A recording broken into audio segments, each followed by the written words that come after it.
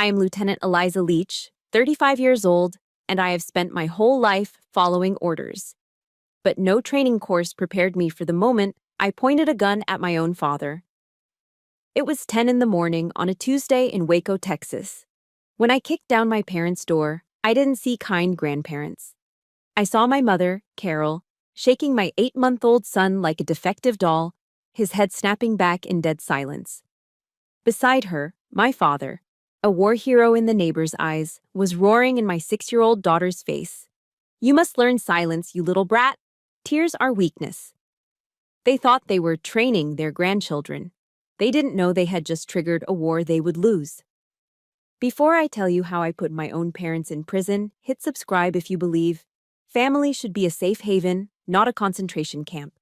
The silence in my kitchen was louder than any mortar shell I'd ever heard in basic training. It had been 3 weeks since we buried Mark. My small house in Killeen, Texas, was a graveyard of good intentions. The countertops were buried under a fortress of Tupperware containers, tuna noodle casseroles, and green bean bakes sent by well-meaning neighbors who didn't know what to say to a 35-year-old widow. So they said it with cream of mushroom soup. The food had gone cold and stale, just like my life. I sat slumped at the kitchen table, still wearing my army fatigues. The digital clock on the microwave blinked at midnight. I hadn't showered in 2 days. On the table, a mountain of unpaid bills threatened to cause an avalanche. The life insurance policy was tied up in red tape, and the title of Gold Star family didn't pay for diapers. From the living room, I heard the soft, hiccuping sobs of Luke. My 8-month-old son was hungry, but my body was so exhausted, so depleted of everything, that I wasn't sure I could stand up to mix formula. Ella, my 6-year-old, was curled up on the rug in front of the television. She wasn't watching the cartoons, she was just staring at the static screen, her eyes swollen and red. She had learned to be quiet. Too quiet.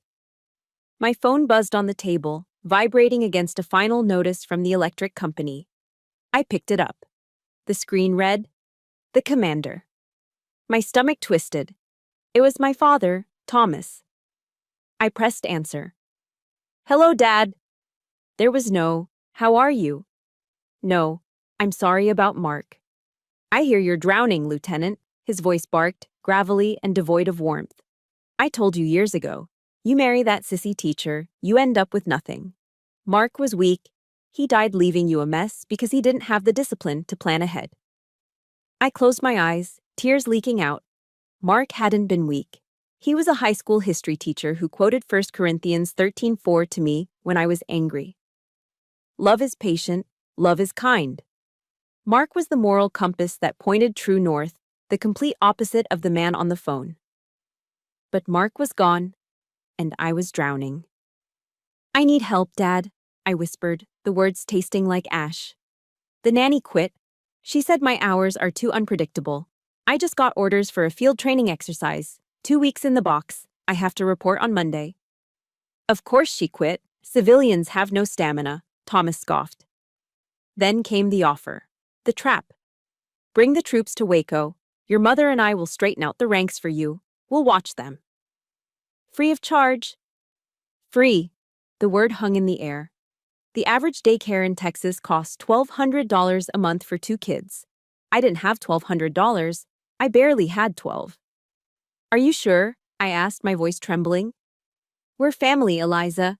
We take care of our own. Bring them tomorrow at 0800. The next morning, I drove the hour north to Waco. My parents' house looked like a recruiting poster for the American dream. 2 stories of brick, a perfectly manicured lawn that looked like it was cut with scissors, and a massive American flag drooping in the still, humid air. My mother, Carol, was waiting on the porch. She looked like the grandmother from a storybook. Silver hair in a bun, an apron around her waist.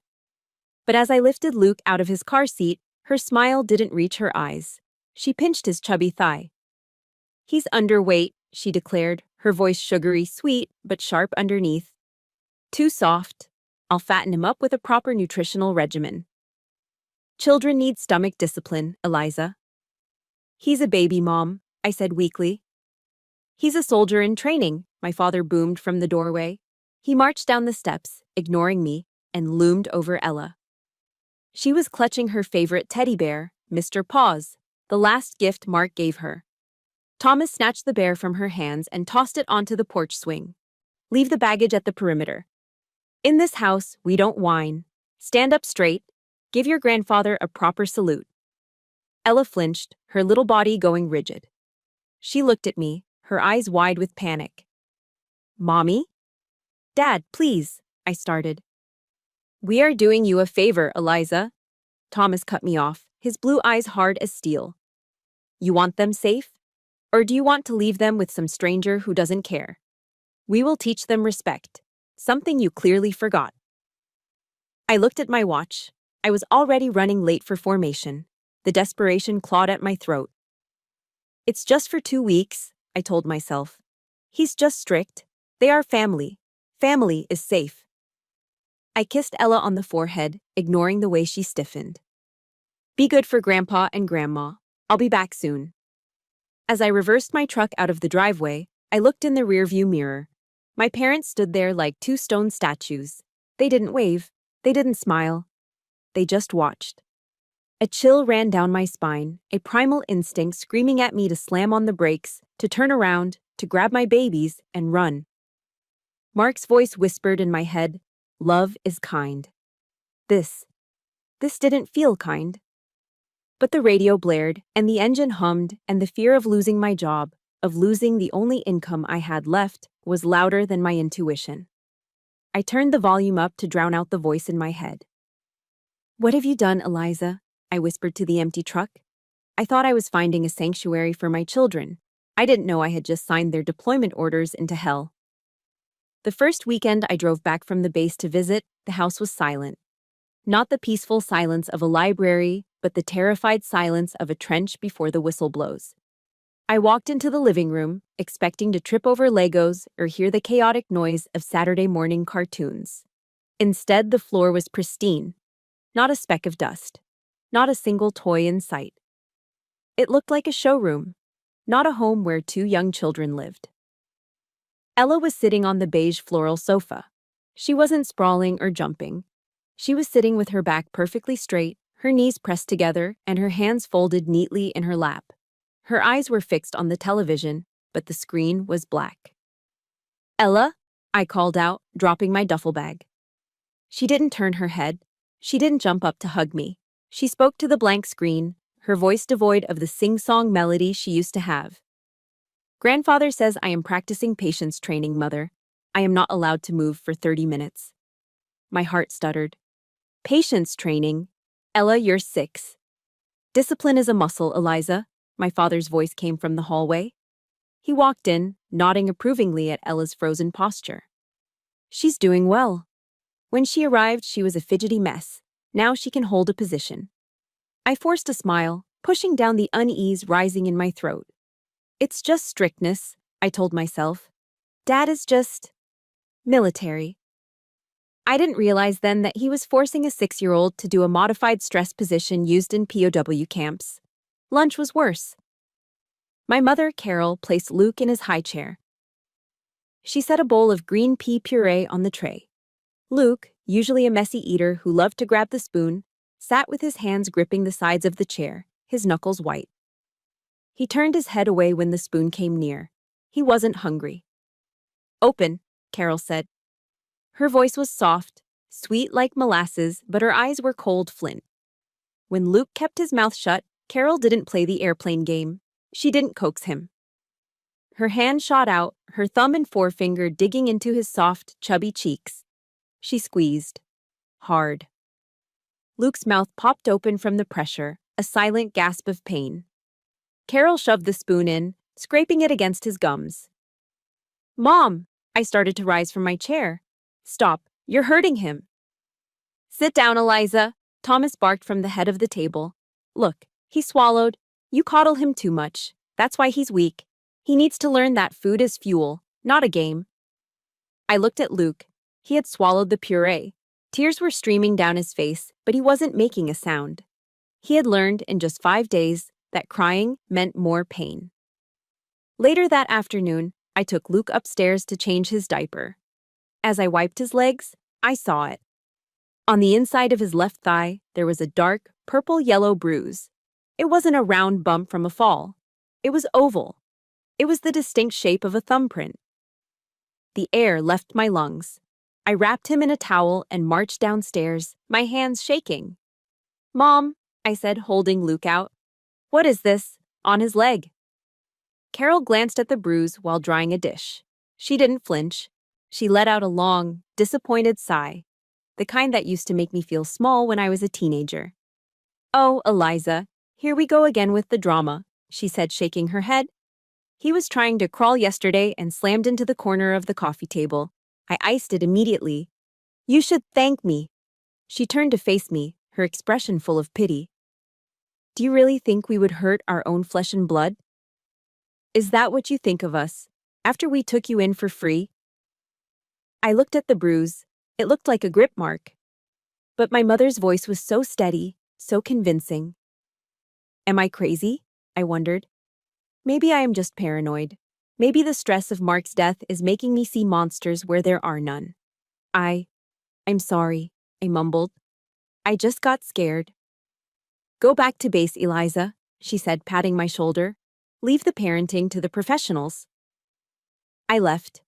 I went back to the field exercises, back to the mud and the noise, but the feeling of dread didn't leave. 2 weeks later, I was back in the barracks. I called home on FaceTime. Ella's face appeared on the screen. She looked thinner. Her hair was pulled back so tight it pulled at her eyebrows. "Hi, baby. How is school?" I asked, trying to sound cheerful. Ella didn't look at the camera. Her eyes darted to something behind the phone, off screen. Her breathing was shallow. "I am fine, Mother. Grandparents are very good. I am learning a lot." She sounded like a recorded message. "Did you get the coloring markers I sent?" I asked. "The glitter ones?" Ella's eyes widened. She started to tremble, a visible vibration through the pixelated screen. I won't draw on the walls," she whispered, her voice cracking. Panic flooded her face. "Please, I promise. I don't want the closet. Please don't put me in the closet." "The closet?" I froze. "Ella, what closet?" Suddenly, a hand reached into the frame. The screen went black. The call ended. My heart was hammering against my ribs like a trapped bird. I dialed back immediately. It rang and rang. Then, a text message popped up from my mother's number. Wi-Fi connection lost due to storm. "Kids are in bed. Do not call back. You will wake them." I sat on my bunk in the dark barracks, staring at the phone. There was no storm in Waco. I checked the weather app. Clear skies. If you have ever had a gut feeling that something was terribly wrong, but let someone talk you out of it, hit that like button right now. Tell me in the comments. Have you ever ignored your intuition to keep the peace? I gripped my phone until my knuckles turned white. The closet. The word echoed in my head, unlocking a memory I'd buried deep in the recesses of my own childhood. Something was wrong. And this time, I wasn't going to ask for permission to find out. It was 10 o'clock on a Tuesday morning in Waco. The Texas sun was already baking the asphalt, but inside my pickup truck, the air was freezing. I had called in a family emergency to my commanding officer. I told myself I was just going to pick up Ella's forgotten pencil box. But deep down, the soldier in me knew this wasn't a supply run. It was a reconnaissance mission. As we turned onto the street of my childhood home, Ella's breathing hitched. It was a sharp, terrified sound that no 6-year-old should ever make. "We're almost there, baby," I said, reaching for her hand. "Just grab the box and we go." Ella didn't let go. Her small fingers clamped around my wrist like a vice, her fingernails digging into my skin hard enough to leave crescent-shaped marks. She wasn't looking at the house. She was looking at me, her eyes wide, glassy, and ancient with fear. "Mommy," she whispered, her voice trembling. "I'm scared of Grandpa. Please don't make me go in there alone. Please." That look. It hit me harder than a physical blow. It wasn't a child whining about chores. It was the look of a private in a foxhole who knows the enemy is coming over the ridge. I slammed on the brakes 2 houses down. I killed the engine. "You stay here," I commanded, my voice dropping an octave into my officer's tone. Lock the doors. Do not open them for anyone but me. Do you understand? Ella nodded frantically, curling into a ball on the passenger seat. I got out of the truck. The street was quiet. Lawnmowers hummed in the distance. It was the picture of suburban perfection. But as I walked toward the house, I didn't go to the front door. I slipped through the side gate, moving past the pristine rose bushes my mother, Carol, tended to with obsessive care. I moved silently, keeping my profile low, utilizing the blind spots I'd memorized as a teenager, sneaking out at night. I reached the back patio. The living room window was cracked open just an inch to let in the breeze. Then I heard it. It wasn't a cry. It was a shriek, high-pitched, ragged, and filled with sheer, unadulterated pain. It was Luke. My blood turned to ice. That wasn't the cry of a hungry baby. That was the cry of a human being in agony. "Shut your mouth!" My father's voice roared through the window, booming and terrifying. "You are a disgrace. A man does not cry. Silence is golden." Snap! The sound of leather cracking against something solid cut through the air. Whack! I stopped breathing. I pushed myself up, peering through the slat in the blinds. The scene that met my eyes burned itself into my retinas forever. It was a tableau of hell in a decorated living room. My mother was standing in the center of the room holding Luke. But she wasn't comforting him. She was holding him by his torso, shaking him. She was shaking my 8-month-old son back and forth with violent, rhythmic force. His tiny head snapped backward and forward like a rag doll, his eyes rolling back, his screams cut short by the whiplash motion. Shaken baby syndrome. The medical term flashed in my brain in neon red letters. Brain bleed, retinal hemorrhage, death. She was killing him. My mother, the retired teacher, the baker of apple pies, was murdering my son in silence. Next to her, Thomas stood with his face a mask of purple rage. He held his heavy Marine Corps leather belt doubled over in his fist. He wasn't hitting Luke directly. He was whipping the floor, the chair legs, the air inches from where the baby dangled, creating a cacophony of terror to traumatize him into silence. Proverbs 13:24, Thomas bellowed, raising the belt again. He who spares the rod hates his son. We will beat the weakness out of you. The world narrowed down to a tunnel. All sound faded except for the rushing of blood in my ears. The daughter in me died in that moment. The lieutenant took over. I didn't think. I didn't weigh the options. My hand flew to my ankle holster. I ripped the subcompact Glock out of its leather casing. I didn't disengage the safety yet, but my finger hovered over the guard. I needed my hands to fight, but I needed the steel to dominate. I sprinted around to the front of the house. I didn't check for a key. I didn't knock. I channeled every ounce of rage, every push-up, every mile run, every drop of grief for my dead husband into my right leg. I launched a front kick directly at the lock mechanism of the solid oak door. Boom! The wood splintered with a sound like a gunshot. The door flew open, banging violently against the interior wall. I stormed into the hallway, weapon drawn, moving with the predatory speed of a mother lion. Thomas and Carol spun around. The belt froze in mid-air. Carol stopped shaking Luke, her hands still gripping his ribs. They didn't see Eliza, the disappointment. They didn't see the grieving widow. They saw a woman with eyes devoid of mercy, holding a gun, ready to tear the world apart. "Drop him!" I roared, a sound so guttural it hurt my throat. "Get your hands off my son, now!" My father took a step forward, his arrogance blinding him to the danger. "Now, Eliza, put that away. We are just disciplining." I raised the weapon, leveling it at the center of his chest. My hands did not shake. I hissed, my voice deadly quiet now. "Back away from my children, or I will treat you like the hostile you are." For the first time in 35 years, I saw something new in my father's eyes. Fear. I drove the 40 miles back to Killeen, doing 80 on the highway, my eyes darting to the rearview mirror every 5 seconds. I expected to see Thomas's truck barreling down on us, high beams flashing, coming to reclaim his property. When we finally reached my apartment complex, I didn't just lock the door. I engaged the deadbolt, the handle lock, and the chain. Then I wedged a heavy dining chair under the knob. It was the behavior of a paranoid woman, or a soldier who knows the enemy has the keys to the perimeter. The adrenaline crash hit me the moment the apartment was secured. My hands started shaking so violently, I dropped my keys. I stripped Luke down on the living room rug to assess the damage. Under the fluorescent lights, the truth was mapped out on his skin. There were finger-shaped bruises on his ribs, where Carol had gripped him to shake him. There were older, yellowing marks on his thighs. Ella was sitting in the corner, wedged between the sofa and the wall. She wasn't crying.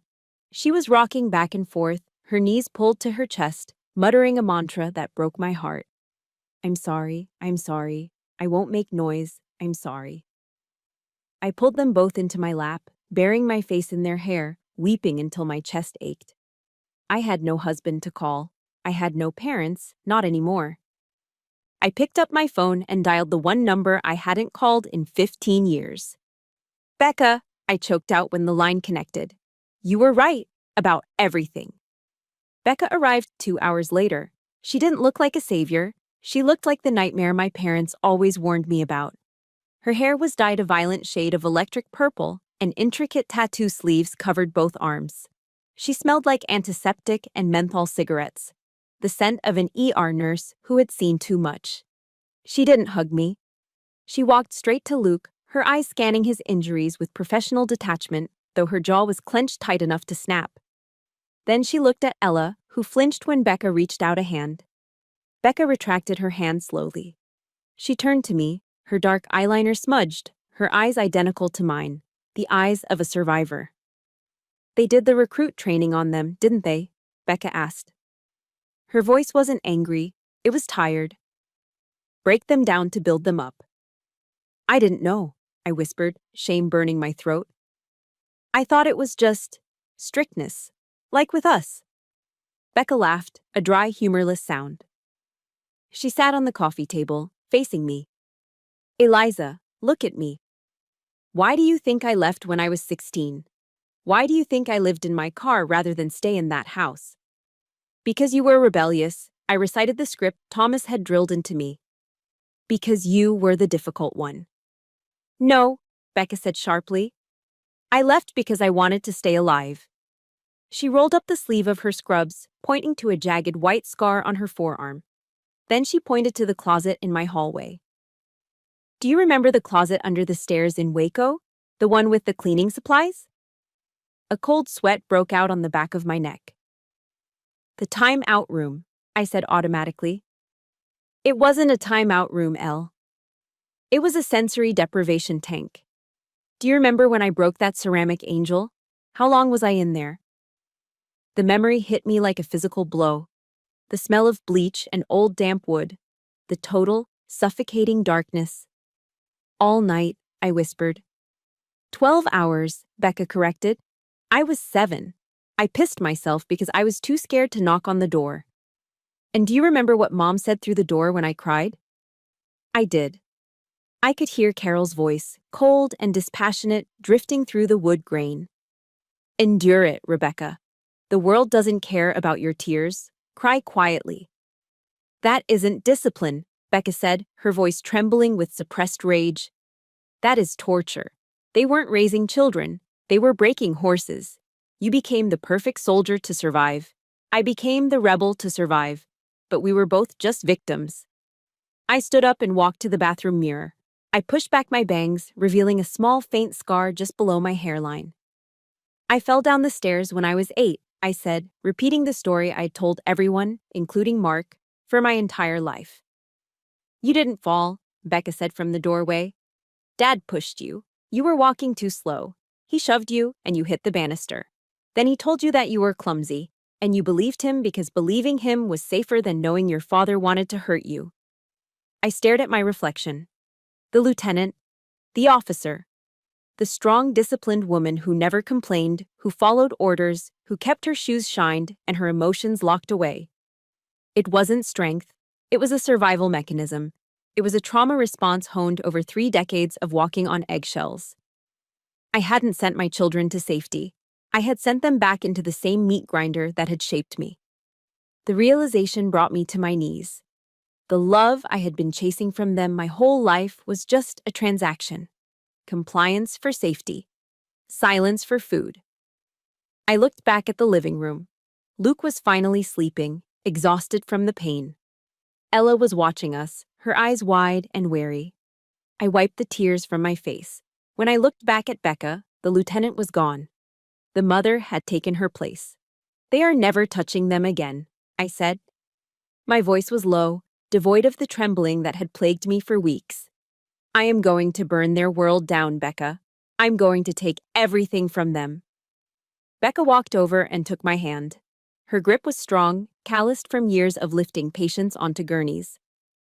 "I've been waiting 15 years for you to wake up, little sister," she said. "This time, we fight together." For 2 months, I let myself believe the war was over. Life in our new apartment had settled into a fragile rhythm. We were attending therapy twice a week. Ella had started drawing with colors again, not just black charcoal, and Luke had finally stopped flinching every time I raised a hand to brush my hair. We were healing. I had secured my perimeter, locked the gates, and convinced myself that as long as I kept Thomas and Carol Doyle out of our lives, the evil was contained. I was wrong. Evil doesn't retire, it just finds new victims. It was a Tuesday morning. I was standing in my kitchen pouring coffee, enjoying the rare quiet when my phone buzzed on the counter. It was a text from Becca. No words, just a hyperlink to Facebook. I tapped it, expecting a funny meme or maybe a listing for a used car she wanted to buy. Instead, the screen loaded the Waco Community Neighbors page. A sponsored post was pinned to the top, garnering hundreds of likes. "Welcome to Doyle Family Daycare. Home-based childcare provided by retired Master Sergeant Thomas and teacher Carol. We specialize in structure, discipline, and traditional values. Accepting ages 6 months to 5 years." The ceramic mug slipped from my fingers.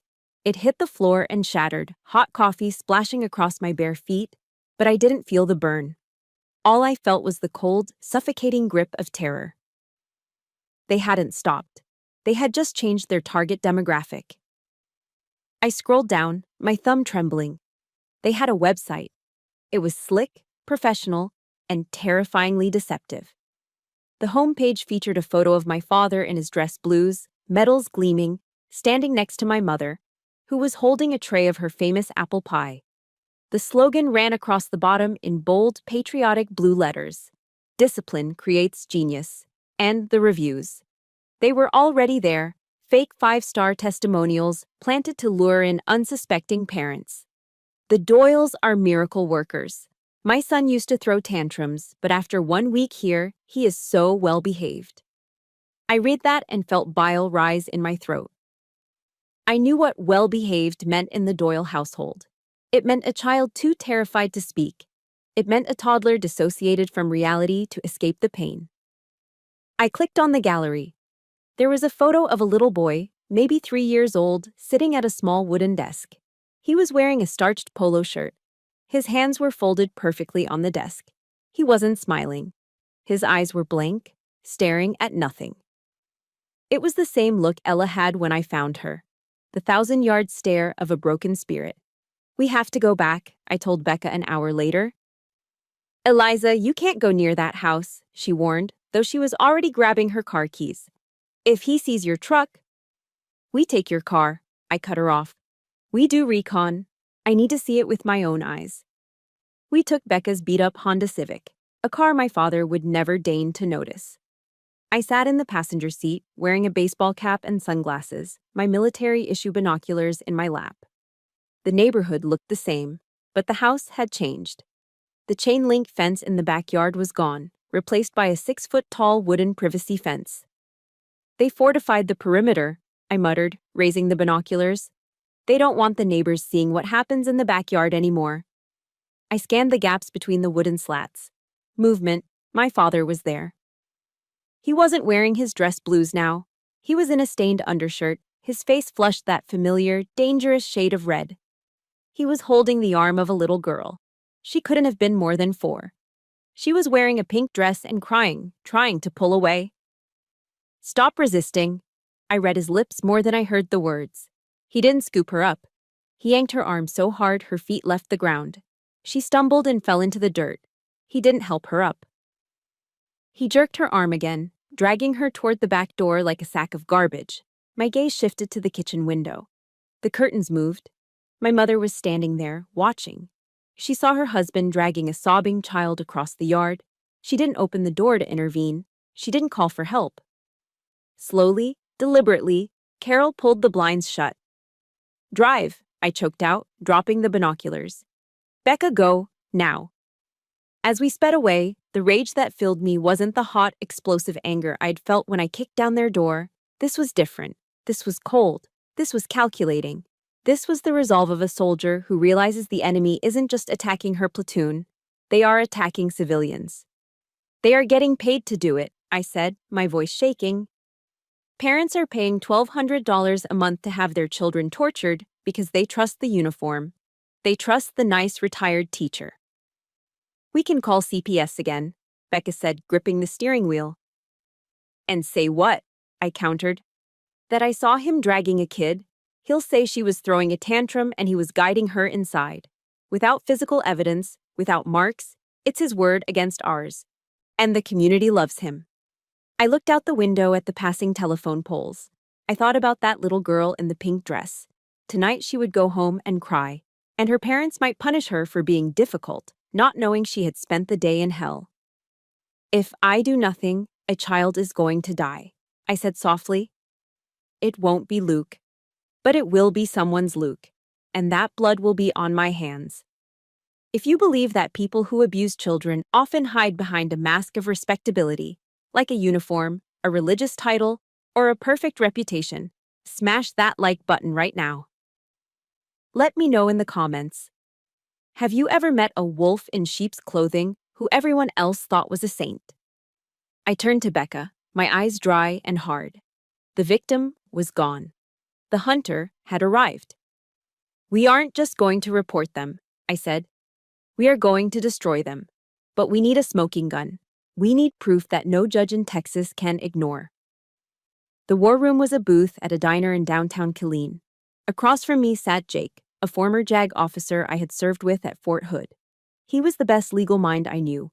But today, he was looking at me like I was asking him to defuse a bomb with a hammer. "It's not enough, Eliza," Jake said, pushing his coffee cup away. "I believe you. I know you. But the law doesn't work on gut feelings." "I saw him dragging a child," I argued, keeping my voice low. "You saw a grandfather escorting a tantruming toddler inside," Jake corrected, playing devil's advocate. "That is the defense they will use.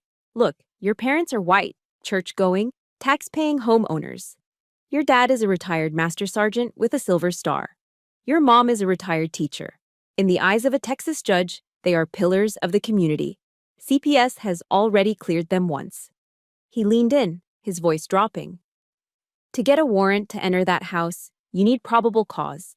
You need hard evidence. You need a smoking gun." I nodded slowly.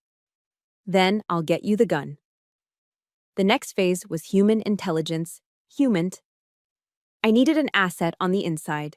I spent 3 days staking out the local park where the mothers from my parents' neighborhood gathered. I identified my target, Lisa, the mother of the little boy I'd seen in the online gallery. Lisa looked like a ghost. She sat on a bench while her son, Max, played in the sand. She wasn't scrolling on her phone like the other moms. She was just staring at her hands, looking exhausted. I approached her. "He's about 3?" I asked, pointing to Max. Lisa jumped, startled. "Oh, yes, Max is 3. I sat down, leaving a respectful distance. "My son used to go to the Doyles, too. Until about 2 months ago." Lisa's head snapped toward me, the polite mask cracked. You know the Doyles?" "I'm their daughter," I said. Lisa let out a shaky breath. "Oh, thank God. Maybe you can tell me. Is it normal? Max used to be so happy. Now, he wets the bed every night. He screams if I drop a spoon in the kitchen. Your mother says it's just a phase, that he's learning impulse control." "It's not a phase, Lisa," I said softly. I reached into my bag and pulled out a photo I had taken on the day of the raid. It showed the bruising on Luke's thigh. This is what impulse control looks like, I said. They aren't teaching your son, they are breaking him. Lisa stared at the photo. Her hand flew to her mouth, and she began to weep silently, the tears of a mother who had suspected the worst but was too afraid to name it. Help me stop them, I whispered. I have a plan. But I need Max to carry the payload. That night, my kitchen turned into a Black Ops workshop. I had purchased a high-end digital voice recorder, smaller than a pack of gum, voice-activated, with a 12-hour battery life. Becca used her nursing skills to perform surgery on Mr. Fluffles, Max's favorite teddy bear.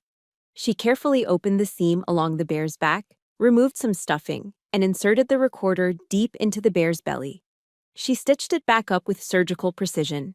It was invisible. We are sending a wire into the lion's den, Becca said, handing me the bear. On Monday morning, at 0700, I met Lisa in the grocery store parking lot 2 blocks from my parents' house. Max was buckled in his car seat, hugging Mr. Fluffles tight. I told him it's a secret mission, Lisa said, her voice trembling. That Super Max needs to keep his bear with him to protect it. You are brave, Lisa, I told her. Braver than you know. She drove off. I parked my car down the street, reclined the seat, and waited. It was the longest 8 hours of my life. Every minute was torture. My mind played out the worst-case scenarios. What if Thomas patted the bear down? What if he heard the faint click of the recorder activating? If he found it, he wouldn't just destroy the device. He would take his rage out on Max. I stared at the dashboard clock. 10 o'clock, noon, 2 o'clock. My phone sat on my lap, ready to dial 911 at the first sign of trouble. But the street remained quiet. The Doyle family daycare sign stood proudly in the yard, mocking me. At 4 o'clock, Lisa's SUV pulled out of the driveway. I followed her back to the parking lot. When she got out of the car, she looked pale. She handed me the bear. He wouldn't let go of it all day, she whispered. He said Grandpa was loud today. I took the bear. It felt heavy in my hands, not with weight, but with the gravity of what it contained. Go home, Lisa. Hug your boy, I said. I drove back to Becca's house, speeding the whole way. We went straight to her office and locked the door. My hands were shaking so badly, it took me 2 tries to find the seam Becca had stitched. I cut the thread. I pulled out the small black device. The red light was off. The battery had held. I plugged the USB into the laptop. A folder popped up on the screen. Audio file 001. Duration 7 hours, 42 minutes. I looked at Becca. She nodded, her face grim. I moved the mouse and clicked play. The room filled with the static hiss of the recording, followed by the sound of a heavy door slamming shut. And then, the nightmare began. The blinds were drawn in Jake's office, shutting out the bright Texas afternoon. The only light came from the glow of his laptop screen on the mahogany desk. The air conditioner hummed low, but the room felt suffocatingly hot, thick with tension. I sat on the edge of the leather chair, my hands clasped so tightly in my lap that my knuckles were white. Becca stood behind me, a hand on my shoulder. Jake adjusted his glasses, his face unreadable, as he plugged the USB drive into the port. All right, Jake said, his voice professional but tight. I'm going to skip through the silence. We need to find the interaction points. Brace yourselves. He clicked the mouse. The speakers crackled to life. For the first few minutes, it was mundane. The sounds of a normal morning. The theme song of Paw Patrol played in the background. Max was babbling to his bear, whispering about how Super Max was going to save the world. It was so innocent, it made my chest ache. Fast forward, I whispered. 0945 hours. Jake slid the progress bar. The audio skipped, distorted for a second, then stabilized. Crash! The sound of ceramic shattering against tile exploded from the speakers. It was so loud and sharp that Becca jumped. Then came the voice. My father's voice. Not the charming neighbor, not the decorated veteran. The monster. You clumsy little brat, Thomas roared. The audio clipped with the volume of his rage.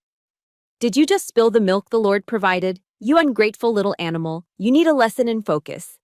I'm sorry, Grandpa, it slipped. Max's voice was high, trembling with terror. I'll clean it.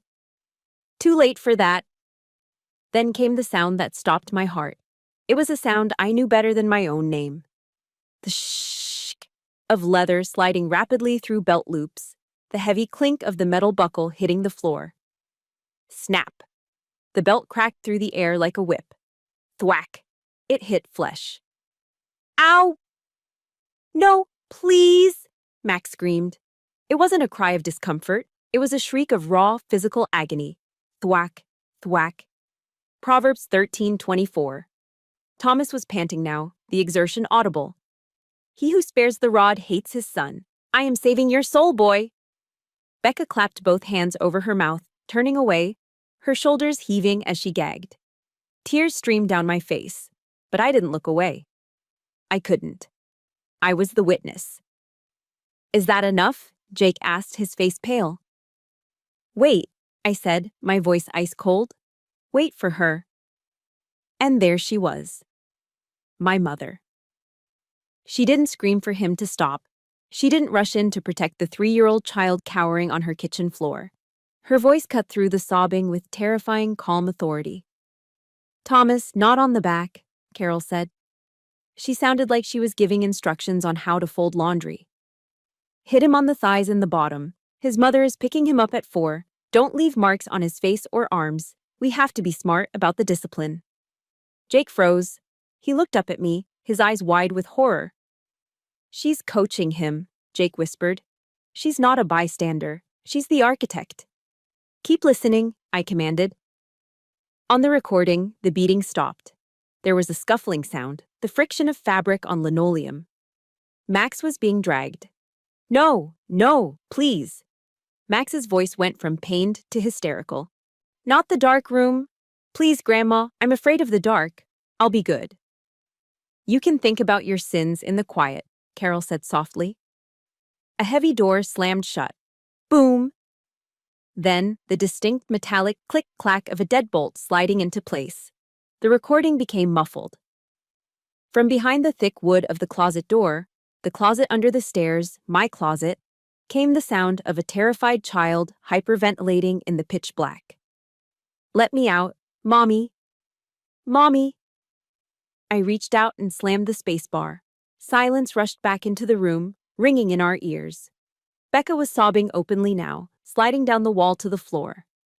I looked at Jake. He wasn't looking at me like a lawyer anymore. He looked sick. Is that a smoking gun, Jake? I asked, my voice devoid of emotion. Jake swallowed hard. He opened his legal pad, his hand shaking slightly as he uncapped his pen. That is a felony, he said, his voice grim. Felony injury to a child, unlawful restraint, conspiracy.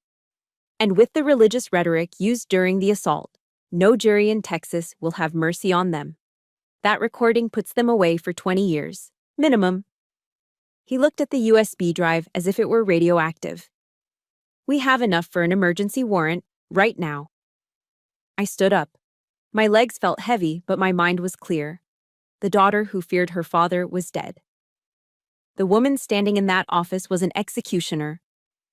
I pulled my phone from my pocket. My hands didn't tremble. I dialed 3 digits. 911. Emergency. What is the location of your emergency? The dispatcher asked. I took a deep breath, staring at the paused waveform on the laptop screen, the visual representation of a child's scream. This is Lieutenant Eliza Leach, I said, my voice steel. I am reporting an active case of severe child abuse at 104 Maple Drive. I have audio evidence of a felony in progress. Send the police. Send everyone. The raid went down at 1600 hours. I wasn't the one kicking down the door this time. I sat in an unmarked car across the street with Jake, watching through the tinted glass as Justice arrived in black Kevlar vests. The body cam footage, which was later released to the news, showed Thomas standing in the hallway, clutching his old hunting rifle. His face was a mask of indignant rage, the red laser dots of the SWAT team dancing on his chest like fireflies. I am a veteran, he screamed, his voice cracking. I fought for this country. You have no jurisdiction in my home. He didn't get to finish his speech. Two officers tackled him, driving his face into the hardwood floor he was so proud of. The rifle skittered across the tiles. For all his talk of war, he crumbled the moment he faced a real enemy. In the kitchen, my mother tried to play her final card. As the handcuffs clicked around her wrists, her eyes rolled back and she slumped toward the floor, a theatrical feint worthy of a soap opera. The female officer didn't blink. She hauled Carol up by her arm, her grip unyielding. "Cut the act, ma'am. You're walking." But the real victory came a few minutes later. A paramedic walked out the front door carrying a small bundle wrapped in a yellow blanket. It was Max. He had been found locked in the closet under the stairs, soaked in his own urine, shivering in the dark, clutching the teddy bear that had saved his life. The trial took place 6 months later. Thomas and Carol arrived at the McLennan County Courthouse dressed as the pillars of the community they pretended to be. My father wore a sharp navy suit with an American flag pin on the lapel. My mother wore a modest floral dress and a string of pearls, clutching a Bible like a shield against the accusations. Their defense attorney, a slick man with a $100 haircut, tried to paint a picture of traditional values under attack. "These are good, God-fearing grandparents," he argued in his opening statement. "They are being persecuted by an ungrateful daughter who has been corrupted by modern permissiveness. Eliza Leach is the one on trial here, ladies and gentlemen. She is trying to criminalize discipline." For a moment, I saw the jury waver. They looked at the gray-haired couple and saw their own parents, their own Sunday school teachers. Then, the prosecutor played the tape. The courtroom fell into a silence so deep it felt like a vacuum. When the sound of the belt cracking against Max's skin filled the air, the jurors flinched physically. When my father quoted Proverbs while a child screamed in raw agony, a woman in the back row began to cry. But it was my mother's voice that sealed their fate. Her cold, calculated instructions on how to beat a child without leaving marks shattered her sweet grandmother facade instantly. The neighbors who had come to support them lowered their heads, unable to look at the defense table. I took the stand as the final witness. I didn't look at the jury. I looked straight at my parents. Thomas glared back with pure hatred, mouthing the word traitor. Carol just looked through me, as if I were a ghost. "You didn't raise us," I said, my voice steady, echoing off the high ceiling. "You broke us. You used fear and called it respect. You used torture and called it love. And I will not let you do it to one more child." Then Becca took the stand. She didn't say much. She simply turned her back to the jury and lifted her blouse, revealing the lattice of silver scars that crisscrossed her skin. The map of our childhood. A collective gasp went through the room. The defense attorney closed his notebook. He knew it was over. The judge, a stern woman with eyes that had seen too much of humanity's dark side, looked down at the defendants over her spectacles. "Mr. and Mrs. Doyle," she said, her voice cutting through the air like a knife. "You stand here claiming to be soldiers of God and educators of youth. You are neither. You are bullies who hid your sadism behind titles and scripture. You preyed on the most vulnerable members of our society because it made you feel powerful." She adjusted her robe and looked at the paperwork. "Thomas Doyle, for 3 counts of aggravated assault with a deadly weapon and 5 counts of injury to a child, I sentence you to 18 years in the Texas Department of Criminal Justice." Thomas's jaw dropped. The arrogance finally drained from his face, replaced by the shock of a man who realized his war was over. He was 62. 18 years was a life sentence. "Carol Doyle," the judge continued, "for conspiracy, unlawful restraint, and failure to protect, I sentence you to 10 years. My mother let out a gasp, looking at her husband as if expecting him to fix it, to order the judge to stop. But Thomas was already being pulled to his feet by the bailiff. The judge raised her gavel. "This court is adjourned." Bang! The sound echoed through the room, a sharp, wooden crack that sounded nothing like a belt and everything like freedom.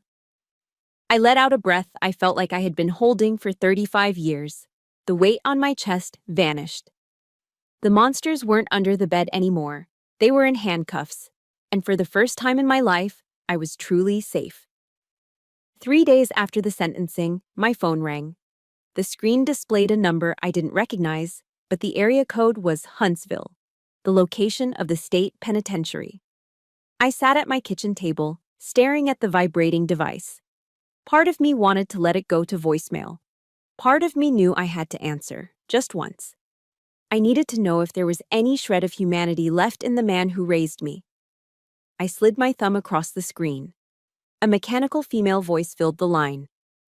You have a prepaid collect call from an inmate at the Texas Department of Criminal Justice. To accept, press 1. I pressed 1. The line clicked. Eliza. The voice was rough, stripped of the booming authority that used to shake the walls of my childhood home. But the venom was still there. Hello, Dad, I said, my voice steady.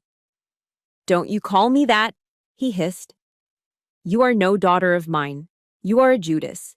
You sold out your own flesh and blood for what? For attention? To destroy a legacy I built for 40 years? I waited for a crack in the armor, a moment of regret, a question about his grandchildren. But there was nothing. Just the cold, vacuum-sealed rage of a narcissist who had lost control. I did it to save my children, I said, and to save myself. You'll rot in hell for dishonoring your father and mother, he spat. I will never forgive you. Do you hear me? Never. A year ago, those words would have shattered me. I would have begged. I would have apologized. But today, sitting in my quiet kitchen with my children safe in the next room, I felt nothing but a strange, hollow pity. I don't need your forgiveness, I said softly. I need you to stay away from us. That is all I ever needed. I didn't wait for his response. Goodbye, Sergeant. I hung up.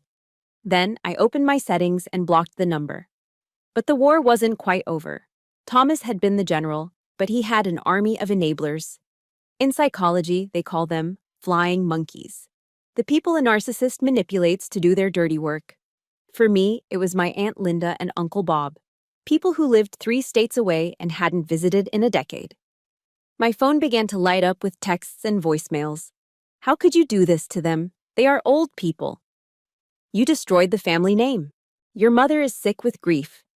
After everything they sacrificed for you, this is how you repay them? By putting them in a cage. They didn't ask about Luke's bruises. They didn't ask about Max being locked in a closet. They only cared about the image of the family, the facade that I had smashed with a sledgehammer. I started to type a reply to my aunt, explaining the abuse, detailing the terror. Then I stopped. Don't, Jade, Becca had told me. Don't justify, argue, defend, or explain. They weren't interested in the truth. They were interested in the status quo. I deleted the draft. One by one, I went down my contacts list. Aunt Linda, block. Uncle Bob, block. Cousin Sarah, who said I was overreacting, block. With every tap of the screen, the circle around me got smaller, but the air got cleaner. I wasn't losing family. I was removing a tumor. That night, a severe thunderstorm rolled across central Texas. The sky flashed white, and the thunder shook the foundation of our apartment complex. I heard a scream from the bedroom. I rushed in to find Ella sitting bolt upright in bed, her eyes wide and unseeing. She was thrashing against her sheets, caught in the grip of a night terror. I'm sorry, she shrieked, shielding her face with her tiny arms. Don't hit me. I won't cry. My heart broke all over again. The bruises on her skin had faded, but the bruises on her mind were still purple and raw.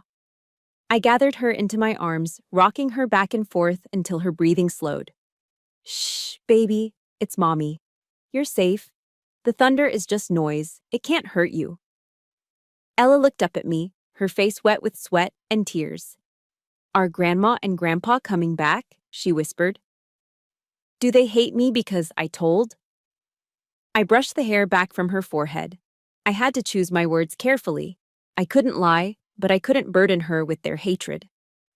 No, baby, it's not your fault, I told her firmly. Grandma and Grandpa, they have a sickness in their spirits. It made them hurt people. But they are gone now. They can never, ever come back here. I promise. Ella held on to me for a long time before she finally drifted back to sleep. The next morning, I drove to the Central Texas State Veterans Cemetery. The rows of white marble headstones stretched out under the vast blue sky, orderly and silent. I walked to Mark's grave. The grass was green and freshly cut. I knelt down and pulled something from my pocket. It wasn't a flower. It was my Army Commendation Medal, the one I had received for service overseas. I pressed it into the dirt right above his name. "I did it, Mark," I whispered to the stone. "I completed the mission.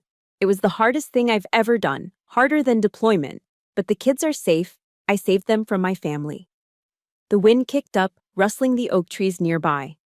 I closed my eyes and imagined Mark standing there, his hand on my shoulder, that gentle smile on his face. Love is patient, love is kind. I had finally learned the difference between love and control. I stood up and wiped the dirt from my knees. I felt lighter.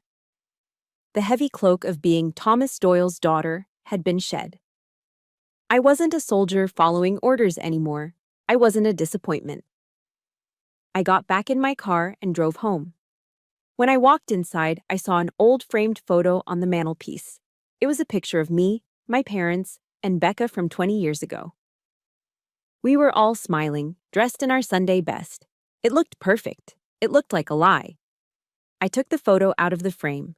I walked to the fireplace, struck a match, and held it to the corner of the glossy paper. I watched the flames curl around my father's face, then my mother's, turning their smiles into black ash. "Ashes to ashes," I whispered. The past was dead. The future started now, 1 year later. The Texas sun was rising over the rolling hills of Austin, painting the sky in soft shades of peach and lavender. It was a different kind of light here than in Waco, less harsh, more forgiving. I sat on the back porch of our rental house, a ceramic mug of steaming coffee in my hand. Inside, the house was chaos. Glorious, beautiful, uncontainable chaos. If my father could see my living room now, he would have an aneurysm. There were Legos scattered across the rug like colorful plastic landmines waiting to destroy a barefoot heel.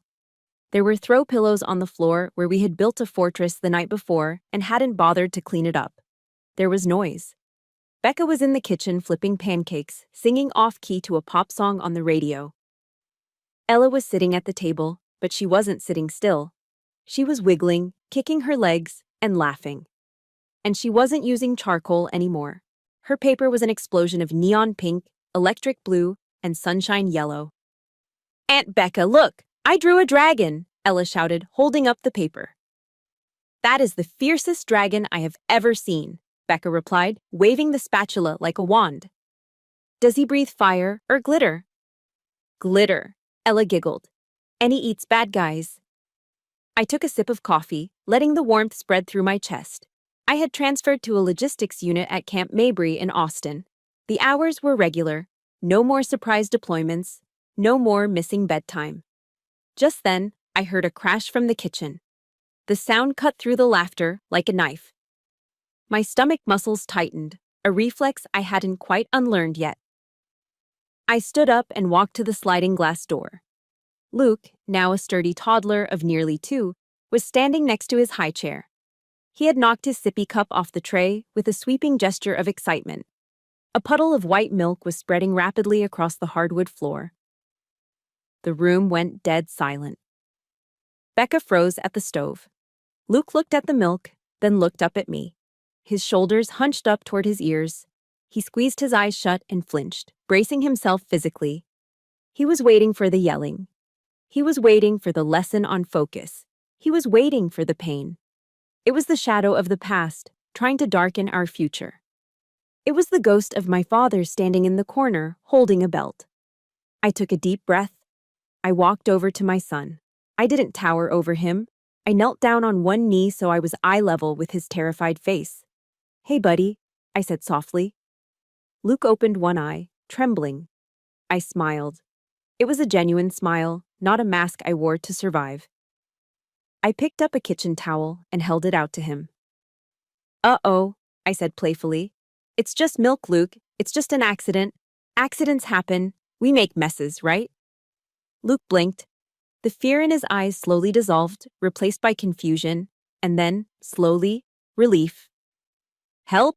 he asked, pointing to the towel with a chubby finger. "Yes, you can help Mommy clean it up," I said.